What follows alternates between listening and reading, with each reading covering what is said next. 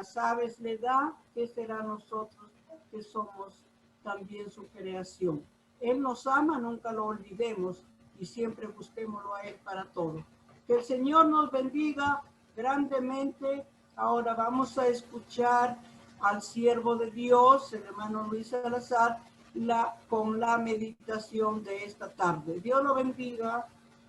Amén. Bien, continuamos con el mensaje de la palabra del Señor, agradeciéndole a Dios de estar todavía con la oportunidad de alabar y de glorificar su nombre.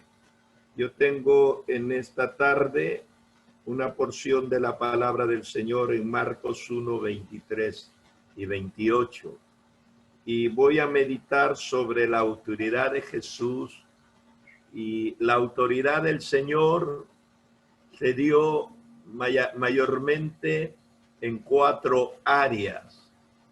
Jesús demostró su poder en 4 áreas y lo hizo públicamente, sin mayor anuncio, sin mayor programación, sin mayor discusión. Simplemente el Señor actuaba con este poder frente al pedido de las necesidades de la gente. Así que la primera manifestación de su poder y su autoridad fue sobre los demonios. La segunda fue sobre las enfermedades. Tercero fue sobre la naturaleza. Y cuarto, sobre la muerte, la resurrección. Así que el Señor, como era de su forma de expresar, daba estas señales como confirmación de que verdaderamente Él era el Mesías. Y en esta tarde vamos a comenzar porque quisiera predicar el evangelio de poder. Eso es lo que dijo Pablo cuando escribió a los romanos, que no se avergonzaba del evangelio porque es poder de Dios, no es poder de los hombres, no es poder de la iglesia, no es poder de un sistema, no es poder de una institución humana, es poder de Dios. Y si el evangelio pierde su poder, entonces es un evangelio que no tiene utilidad para las necesidades del mundo. Así que vamos a abrir la palabra de Dios y vamos a meditar en lo que el apóstol Marco, el evangelista Marco, escribiera en su evangelio. Dice: pero había en la sinagoga de ellos un hombre con espíritu inmundo que dio voces, diciendo: ¿qué tienes con nosotros, Jesús Nazareno? ¿Has venido para destruirnos? Sé quién eres, el Santo de Israel. Pero Jesús le reprendió diciendo: cállate y sal de él. Y el espíritu inmundo, sacudiéndolo con violencia y clamando a gran voz, salió de él. Y todos se asombraron de tal manera que discutían entre sí, diciendo: ¿qué es esto? ¿Qué nueva doctrina es esta? Que con autoridad manda aún a los espíritus inmundos y le obedecen. Y muy pronto se difundió su fama por toda la provincia de alrededor de Galilea. Jesús estaba en Galilea. Ya hemos visto esta forma de transferir su ministerio de Judea, donde comenzó, hacia Galilea. Y ahí en Galilea, inmediatamente que él llegó, comenzó a predicar. Inmediatamente que él comienza a anunciar, a predicar la palabra del evangelio, comienza a manifestarse las necesidades, los enfermos por una parte, los poseídos, los que tenían posesiones, y también muchas veces el Señor trató de solucionar problemas materiales para la gente. Así que estando en Galilea y comenzando con este ministerio poderoso, su fama, dice, se difundió. No lo llevaban los apóstoles, no lo llevaban gente que él tal vez preparaba para que vayan propagando. No, lo llevaba la gente que recibía una sanidad o una liberación, o las personas que habían estado allí y eran espectadores de lo que Dios a través de Cristo estaba haciendo. Así que esta vez vamos a ver la autoridad del Señor sobre los demonios. ¿De dónde procedían los demonios? Se proponían tres respuestas a esta pregunta. La gente siempre pregunta, ¿no? Cuando estamos predicando o ministrando sanidad, algunos que leen la palabra de Dios y que verdaderamente están dentro del mundo evangélico, ellos entienden este idioma, ellos entienden esta manifestación de la palabra del Señor. Pero la gente que no está acostumbrada, algunos nuevos, otros visitantes, entonces se preguntan, ¿no? ¿De dónde procedían los demonios? Así que las respuestas eran variadas, porque la gente siempre opina de una u otra forma sobre cosas que tal vez no entiende o no tenemos la información suficiente como para entenderlo. Así que algunos creían que eran tan antiguos como la misma creación. Los demonios son seres espirituales que están desde el inicio de la creación. Era una forma de decirlo. En otras palabras, siempre hubo demonios.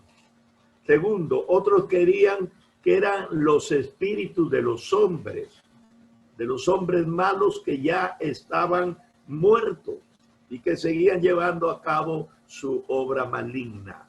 Parece que esta forma de creer es todavía contemporánea a nosotros. Mucha gente cree que esto es así. Cuando muere una persona en accidente, cuando muere una persona asesinada, en fin, dicen este lugar es malo y el alma, el espíritu, el demonio de la persona que vivía ahí en ese hombre permanece ahí y ahí están los demonios. Entonces es una forma de creer, ¿no? La mayoría, por lo menos entre los judíos, porque los judíos eran pueblo que creía en las cosas sobrenaturales, porque tenían un Dios sobrenatural, porque las escrituras que ellos leían hablaban de un Dios espíritu que no se veía, y según la enseñanza de la Torah, más tarde de los profetas, pues tenía una amplia gama de conocimiento sobre estos seres espirituales. Así que los judíos, porque habían dos escuelas de las sectas más grandes, la de los fariseos que creían en el diablo, los demonios, los ángeles, creían en su existencia, no en ellos, ¿no? Mientras que los saduceos, ellos no creían en nada de esas cosas, a pesar de leer la misma Torah, los mismos informes de los escritos antiguos. Sin embargo, esta secta no creía. Así que los judíos relacionaban a los demonios con la vieja historia de Génesis. Hasta ahora, hoy día, hay una corriente teológica sobre los Nefilim. Y bueno, ellos creían algo semejante. Dice en Génesis 6:2, que viendo los hijos de Dios, que las hijas de los hombres eran hermosas, tomaron para sí mujeres, escogiendo entre todas. Esa era una creencia que hasta hoy en día ha resurgido y algunos teólogos lo están enseñando, algunos predicadores lo están anunciando, ¿no? Que los ángeles caídos o los demonios fueron los que convivieron con las mujeres hermosas de los hombres y nacieron los gigantes de la tierra. Bueno, segunda de Pedro 2:4 dice, porque si Dios no perdonó a los ángeles que pecaron, sino que arrojándolos al infierno, los entregó a prisiones de oscuridad para ser reservados al juicio. Entonces, Pedro también está hablando sobre la manifestación de ángeles caídos que fueron luego presos y están confinados esperando el juicio de Dios. La Biblia nos enseña que había un hombre con un espíritu inmundo. Este es el caso del que estamos tratando. Probablemente porque manifestaba su presencia de este hombre mediante algo inmundo, física o moralmente. Estaba tratando en la mañana sobre Gálatas 5, 19 al 21. Y estuvimos viendo sobre la inmundicia, que es la expresión de una mente perturbada con malas ideas, de un alma también con malos sentimientos. Y bueno, aquí hay un hombre que tiene una manifestación inmunda, física y moralmente. Está haciendo actos inmorales, manifestando actos inmorales. Esa era la tendencia de este hombre poseído. Y yo creo que los que hemos tenido alguna experiencia con esta clase de espíritus podemos conocer. Yo personalmente he participado de muchas liberaciones, como también he podido tener la oportunidad de estar con muchas posesiones y que no han logrado ser libres. Pero la mayoría de personas sí se han liberado, y las manifestaciones de estas personas era un poco incómoda por la forma cómo expresaban sus obscenidades y a la hora de hablar cómo proferían palabras que es difícil de reproducir. Entonces, estos espíritus inmundos se manifiestan de esta forma hasta hoy, ¿no? Una de las características que vemos que los demonios demostraban que conocían a Jesús. Y aquí vemos que Satanás quiso desafiar la autoridad de Cristo. Algo que siempre sucedía. Donde estaba el Señor predicando, algo espiritual anormal tenía que suceder. Las primeras palabras de los demonios mostraban que ellos no tenían nada en común con Jesús. ¿Qué tienes con nosotros? ¿Qué tienes con nosotros? Como desafiándolo, tú no tienes nada. Entonces no tienes por qué estar con nosotros, no tienes por qué acercarte a nosotros, no tienes por qué tratar de echarnos a nosotros. Era la primera manifestación. Aunque los demonios declaraban esta gran verdad, la confusión en los religiosos era una confusión crasa. ¿Por qué? Los demonios decían, tú no tienes nada que ver con nosotros. Y los religiosos decían, este echa a los demonios porque es el príncipe de los demonios. Entonces, en este caso, los demonios sabían más de Jesús que aquellos que habían estudiado las escrituras y que tenían esperanza del Mesías. Luego declararon lo que tantos hombres no han querido reconocer. ¿Qué es lo que no han querido reconocer de Jesús? Que él verdaderamente era el Hijo de Dios. Y esto es algo absurdo, porque ni en su casa, ni en su pueblo. Y Jesús dijo, no hay profeta sin honra, sino en su propia casa, ¿no? Así que los demonios sí reconocían que Jesús verdaderamente era el Hijo de Dios. Y la palabra de Dios en Santiago dice que Dios es uno. Y si tú crees eso, está bien.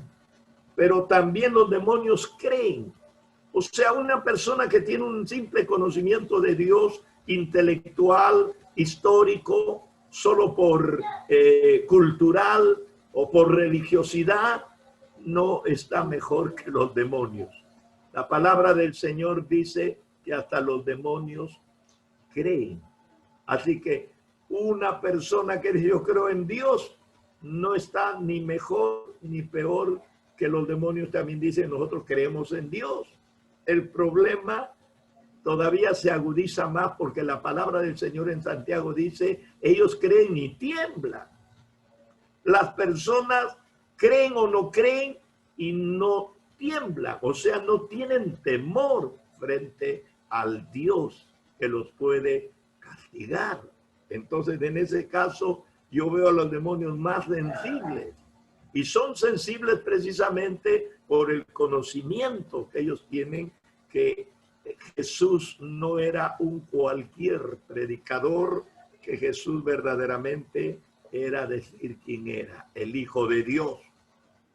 Así que el Señor con toda autoridad, cuando ve que los demonios se identifican llamándole Hijo de Dios, el Señor con toda autoridad les ordena que se callen y que salgan dejándolo al hombre. ¿Ah? El Señor muestra aquí otra faceta de su autoridad, la autoridad del control. Cristo tenía el control de todo, sobre la naturaleza, sobre las enfermedades, sobre los demonios y sobre la muerte. Así que aquí es la manifestación de una nueva faceta que la gente no conocía de Jesús. Él no podía aceptar de ninguna manera el testimonio de un demonio, aunque fuera verdad lo que está declarando. Nosotros no tenemos necesidad que la gente hable bien de nosotros, o que la gente nos aplauda, o que la gente esté de acuerdo con todo lo que decimos. Nosotros no tenemos necesidad que vengan los halagos, que vengan tal vez las palabras a nuestro favor. No, Jesús no aceptó nunca eso de los demonios. Además, el Señor sabía y él controlaba que no era el momento de ser proclamado públicamente como el Mesías. Así que el Señor no acepta, aunque le diga Hijo del Dios Altísimo, tú te callas. Aunque le diga tú tienes autoridad, tú te callas. El testimonio de una persona buena, el testimonio de una persona que verdaderamente conoce al Señor y está sujeta al Señor, edifica. Pero el testimonio de una persona circunstancialmente creyente, circunstancialmente cristiana, circunstancialmente espiritual, eso no edifica a nadie. Aunque el testimonio sea para llorar, para gemir, eso no testifica buen augurio a favor de la obra del Señor. Así que este es un episodio más de una guerra sin cuartel que se ha librado desde el principio entre la simiente de la mujer y la simiente de la serpiente. En Génesis 3:15 el Señor lo estableció, dijo, pondré enemistad entre ti y la mujer. Le está hablando al diablo, a la serpiente. Y entre tu simiente y la simiente suya. Esta te herirá en la cabeza y tú le herirás en el calcañar. Habrá una guerra sin cuartel. No habrá paz. No tiene que haber en ningún momento paz entre los dos elementos. De ninguna manera. El mundo es mundo. La iglesia es iglesia. Las cosas de Dios son santas. Las cosas del mundo son inmundas.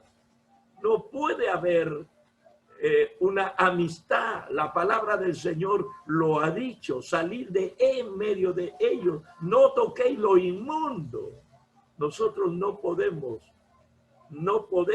ni debemos hacer amistad con esta clase de seres.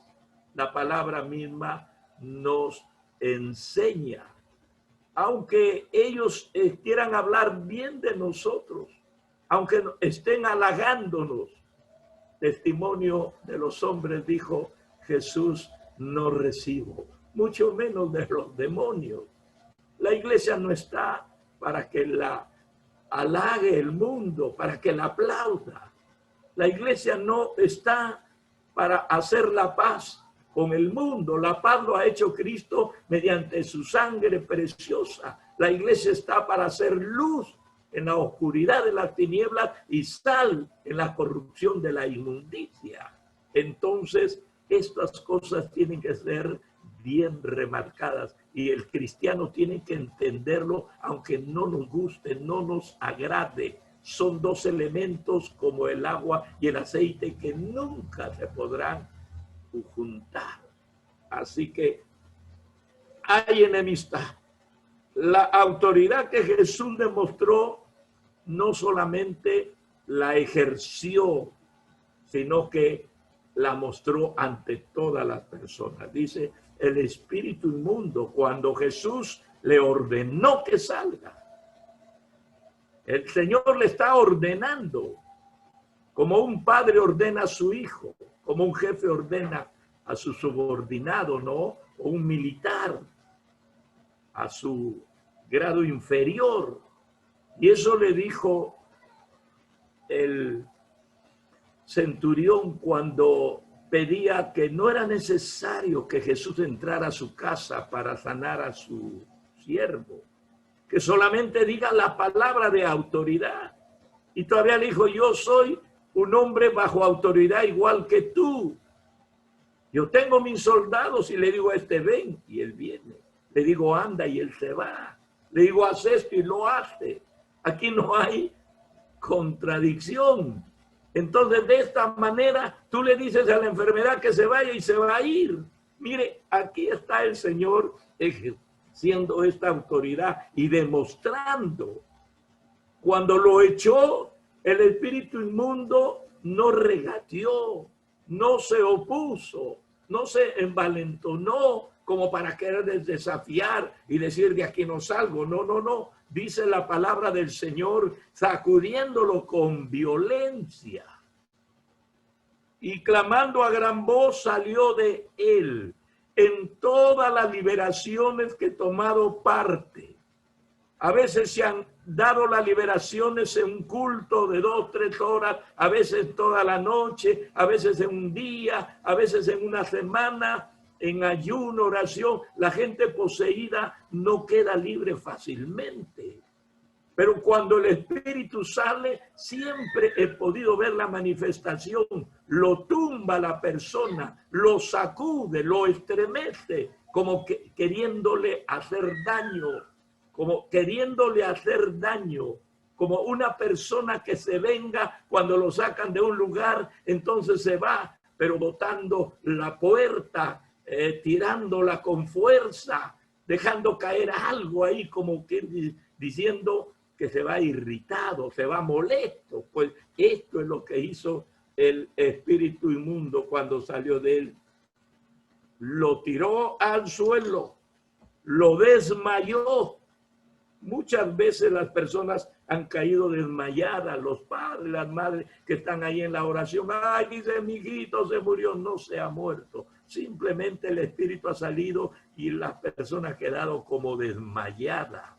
Ha estado aprisionada por esa fuerza maligna y ahora al quedar libre queda como desmayada. Dice la palabra de Dios que frente a esta demostración de autoridad, todos se asombraron. Y esto es lo que hace el milagro. El tera del milagro produce asombro. Todos se asombraron. De manera que entre ellos discutían los doctores de la ley, los religiosos recalcitrantes, las autoridades sobre las escrituras, ahí estaban los rabinos, ahí había posiblemente escribas, ellos que, como dicen, tienen dominio en la escritura que habla sobre Dios, y entre ellos discutían, decían, ¿qué cosa es esto? ¿Qué está sucediendo aquí? No tenemos esta información. Si la tenían, lo que ellos no querían era creer. Si conocían esos pasajes de la palabra de Dios, lo que ellos no querían era aceptarlo. Isaías 61 lo decía, el poder que Jesús iba a desarrollar en su ministerio, pero ellos no quisieron relacionarlo con el Señor. La gente conoce la palabra, la gente ha oído la palabra, la gente sabe de la Biblia, sabe que hay un Dios y que es fuerte y celoso contra la idolatría, sabe que hay un Dios y que es santo, sabe que hay un Dios que nos ha de llevar a un juicio. La gente lo sabe. Desgraciadamente, la gente no coordina entre lo que sabe y lo que debe hacer para cumplir las ordenanzas y las demandas de Dios. Pero la gente lo sabe. ¿Quién no sabe que Dios es santo? Pero a la gente le gusta andar inmunda. ¿Quién no sabe que Dios es celoso con las cosas espirituales? Pero a ellos les gusta hacer lo que quiera. Encuentran más fácil las obras de la carne que las obras o los frutos del espíritu. Entonces no lo hacemos por ignorancia, sino por capricho, por rebeldía. Lo hacemos verdaderamente porque nos enfrentamos a Dios como quien defiende nuestro mundo, como quien defiende nuestra carne, como quien defiende su egoísmo, su autosuficiencia, como quien diciéndole a Dios, bueno, tú gobiernas en el cielo, nosotros gobernamos y vivimos en el suelo. Eso es lo que dice el liberalismo, eso es lo que dice el secularismo, ¿no? Dios estará en las iglesias, pues nosotros somos señores en la calle, señores de las instituciones. ¿Por qué? Porque no aceptan la imposición del poder y la autoridad de Dios. ¿Qué es esto? ¿Dijeron ellos? ¿Qué está sucediendo acá? ¿Qué nueva doctrina es esta? Es una nueva doctrina. ¿Con qué autoridad manda aún a los espíritus del mundo y le obedece? Ahí está la prueba. Ahí está la evidencia. Los espíritus se están sujetando a Cristo, reconocen su autoridad. Las personas no quieren hacerlo. Qué pena. Lógicamente, todos se llenan de asombro. Este milagro presentó a Jesús no solo como un maestro con una nueva doctrina, como ellos dijeron, sino también como un personaje extraordinario con autoridad sobrenatural, aún sobre los espíritus malos. Él tiene poder. Eso dice la Biblia. Él tiene autoridad. Eso dice la Biblia. Solo Él puede dominarlo. Y este poder el Señor lo ha dejado vigente para que a través de su nombre y la fe que nos ha dado en su palabra podamos ejercerlo y no ser arrastrado por las fuerzas malignas como mucha gente lo arrastró. Bueno, qué maravilloso, qué maravilloso. ¿Cómo terminó esta manifestación de su autoridad? Con su fama difundida por toda la provincia de Galilea. La provincia estaba preparada. Verdaderamente Jesús tiene poder. Verdaderamente Jesús tiene autoridad. Verdaderamente Jesús tiene dominio sobre las cosas espirituales malas. Verdaderamente Él tiene dominio sobre las enfermedades. Verdaderamente Él tiene dominio sobre la naturaleza. Verdaderamente Él tiene dominio sobre la muerte. No nos estamos enfrentando a un líder No nos estamos enfrentando a un maestro más. Estamos frente al Dios encarnado que ha venido a libertarnos y en esa libertad ha venido a darnos autoridad. Gloria sea al Señor. Qué bueno saber esto y poder vivir esto es más bueno. Entonces no somos personas que están mirando las cosas de lejos, las experiencias ajenas, recordando la historia de los escritores, de fulano que vivió bien, pero que ni sus huesos existen. Estamos viviendo la vida de un Dios real, presente, del Dios de la eternidad, el Cristo que fue ayer, que hoy soy y será mañana, que nunca ha dejado de ser un Dios presente, un Dios que actúa en el momento que nosotros lo necesitamos.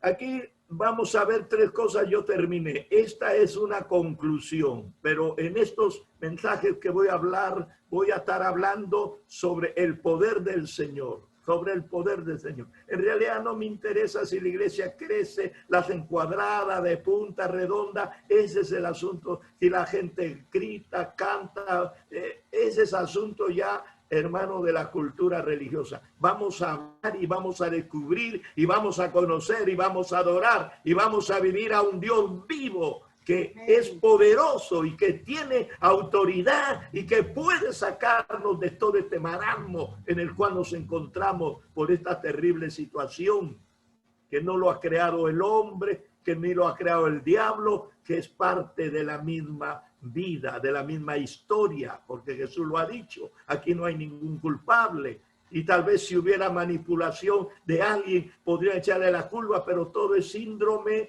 de la lucha que hay entre el bien y el mal. Y nosotros sabemos, gloria al Señor, que el mal nunca triunfará. Cristo, representando al bien, nos dará la victoria. Así que en la primera venida de Cristo suscitó un gran estallido de actividad demoníaca en la tierra. Los demonios hablaban, los demonios gritaban, los demonios se arrodillaban, los demonios pedían perdón. Segundo, el poder de Cristo sobre todos los malos espíritus es figura de su triunfo sobre Satanás y todos sus agentes. No le tenga miedo a las fuerzas malignas, y no es porque usted lo va a enfrentar en su nombre o con su sabiduría. Lo estamos enfrentando en el nombre de Jesús. Ahí donde Dios obra, Satanás se opone. Todos los que intentamos servir al Señor podemos esperar una terrible oposición de parte del diablo. Él no va a aplaudirnos, él no va a estrecharnos la mano, él no va a lisonjearnos como para hacer que nuestro ego crezca. No, no, no. El diablo se va a oponer para humillarlo, para acabarlo, para quitarle la poca esperanza o fuerza que todavía tiene. Ese es su trabajo, esa es su lucha. Puede ser que el diablo nos ponga una enfermedad. Pablo siempre estuvo enfermo, pero nunca dejó de predicar. Tenía un aspecto en su físico desagradable, pero nunca él sintió que era menos, él nunca sintió una baja autoestima, él siempre estuvo como un líder, porque sabía que el poder que actuaba en él era mayor que el poder del mundo. Puede ser la oposición de la propia familia, puede ser el aparente empobrecimiento y la carencia que haya, las circunstancias van a rodearnos y van a ser muchas. Pero no olvidemos lo que Jesús dijo. En el mundo tendréis aflicciones, pero no temáis. Yo he vencido al mundo. Gloria al Señor. Así que los milagros de sanidad y liberación que Jesús realizaba nos muestran cómo Él puede liberar a los hombres de los terribles resultados del pecado. Termino con este versículo 14-12. De cierto os digo, el que cree en mí, las obras que yo hago, él las hará también, y aún mayores hará, porque yo voy al Padre. Gloria sea al Señor. Victoria rotunda de Cristo, victoria rotunda de la iglesia y de cada uno de los que creemos y nos sometemos a Él. Dios nos siga bendiciendo y vamos a terminar esta parte orando, pidiendo el clamor de la gente. En el nombre del Señor seguimos orando. Que Dios actúe a través del descanso, a través del alimento, a través de la medicina, a través del tratamiento, a través de las terapias, a través de los protocolos. No lo desconocemos de ninguna manera, ni nos oponemos de ninguna manera. No estamos contra la ciencia, no estamos contra la medicina, no estamos contra la farmacia. El evangelio no apunta contra eso. El evangelio apunta contra el pecado. El evangelio apunta contra la maldad. El evangelio apunta contra las malas intenciones del diablo que utiliza a la gente. Cristo ha venido para darnos vida, no para corrernos de la paz, no para corrernos del hogar, no para corrernos de la familia, sino para integrarnos en una nueva, grande y poderosa familia. Dios nos bendiga.